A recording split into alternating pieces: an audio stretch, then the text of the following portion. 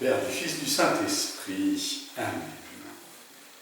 Frères et sœurs, ce deuxième dimanche du temps de Pâques, ou dimanche de la divine miséricorde, nous y reviendrons. La liturgie de la parole de ce dimanche est pleine de clins d'œil. La première lecture, livre des Actes des Apôtres, inaugure ce temps de fréquentation de la première communauté chrétienne. De fait, tout au long du temps pascal, jusqu'à la grande fête de la Pentecôte, nous allons cheminer dans la première lecture avec le livre des Actes des Apôtres, avec la première communauté chrétienne.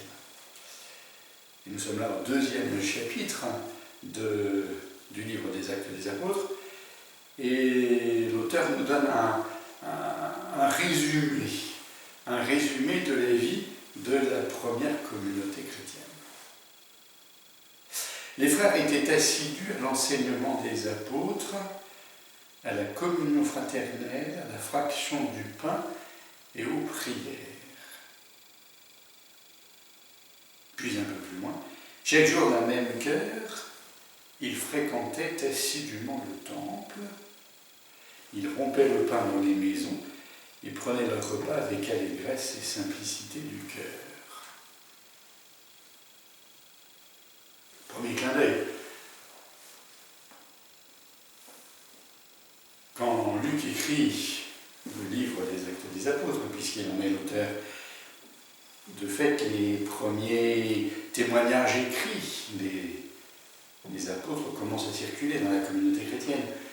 Mais ceux dont il fait mention là, à ce moment-là, il n'y a encore rien d'écrit.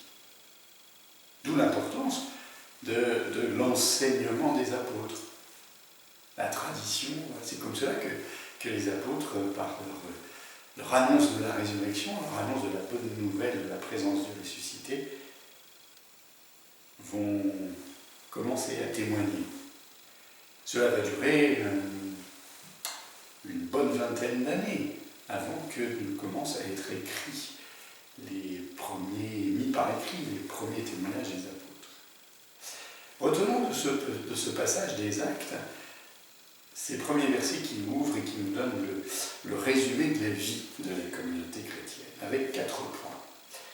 Les frères étaient donc assidus à l'enseignement des apôtres, c'est le premier, à la communion fraternelle, à la fraction du pain et aux prières. 4 points qui sont autant de fondements de la vie des communautés chrétiennes. Ça l'était à Jérusalem, ça l'est tout autant aujourd'hui. Être assidu à l'enseignement des apôtres, l'importance donc d'écouter la parole. Elle est le premier fondement de la vie des communautés chrétiennes. La parole qui nous transmet cet enseignement des apôtres, comme se plaira à le dire saint Irénée. Et puis, deuxième point, la communion fraternelle. C'est le deuxième pilier de la vie des communautés chrétiennes, c'est la communion fraternelle. C'est le commandement de Jésus.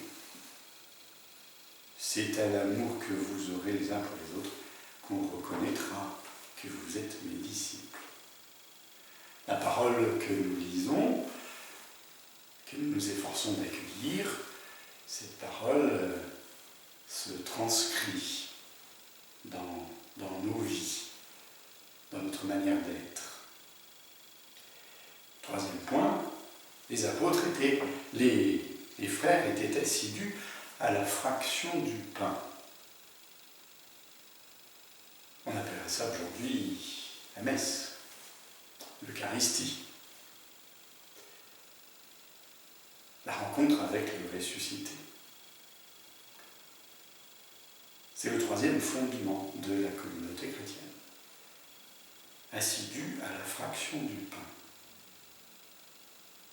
Manière de dire que la fraction du pain fonde la communauté. Et que ma participation à l'Eucharistie est certes une rencontre personnelle avec le Seigneur, mais qu'elle est aussi, et peut-être d'abord, une rencontre communautaire, une rencontre de communion ensemble, à un même pain, comme là encore les premiers pères de l'Église le diront. Lorsque je manque à l'Eucharistie, je manque ce rendez-vous de l'Eucharistie,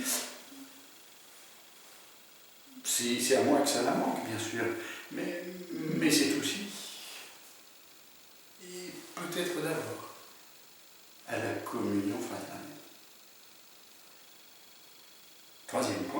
Quatrième point plutôt, les frères étaient assidus aux prières. La communauté chrétienne est une communion de prière, où on se porte les uns les autres dans la prière. Alors ces 4 points qui dessinent le portrait de la communauté chrétienne sont aussi précis qu'exigeants, réconfortants. Qui d'entre nous ne serait pas pris en défaut sur l'un ou l'autre de ces points, voire des 4. Nous sommes tous pécheurs et limités. Mais ce portrait n'est pas le nôtre individuellement, mais c'est le nôtre collectivement. Et les faiblesses et les limites de l'un ou de l'autre sont portées par la communion de tous. C'est ce que l'auteur des Actes des Apôtres se plaît à dire justement au début de ce récit de la longue marche de la communauté chrétienne. La deuxième lecture, Saint Pierre apôtre. C'est un magnifique texte que celui-là. Il s'adresse là, Saint Pierre s'adresse justement à la première génération chrétienne et à la fin de la première génération chrétienne. Il s'adresse à des hommes et des femmes qui n'ont pas rencontré Jésus, qui ne l'ont pas connu, qui ne l'ont pas écouté, qui ne l'ont pas entendu, comme nous. Et que leur dit-il ? Lui, le Christ, vous l'aimez sans l'avoir vu. En lui, sans le voir encore, vous mettez votre foi. Vous exultez d'une joie inexprimable et remplie de gloire, car vous allez obtenir le salut des âmes, qui est l'aboutissement de votre foi. Voilà ce que Pierre dit à cette communauté chrétienne, à ces hommes et ces femmes qui sont devenus chrétiens sur le témoignage de ceux qui avaient rencontré le Christ. Vous exultez d'une joie inexprimable et remplie de gloire. La joie du salut, la joie de se savoir aimer d'un amour sans limite, un amour qui ne dépasse pas toujours. Et cette joie inexprimable, nous pourrions l'entendre, la voir et la vivre comme notre mission. Cette mission que Jésus, dans l'évangile de ce deuxième dimanche de Pâques, confie à ses apôtres. Avec force. De même que le Père m'a envoyé, moi aussi je vous envoie.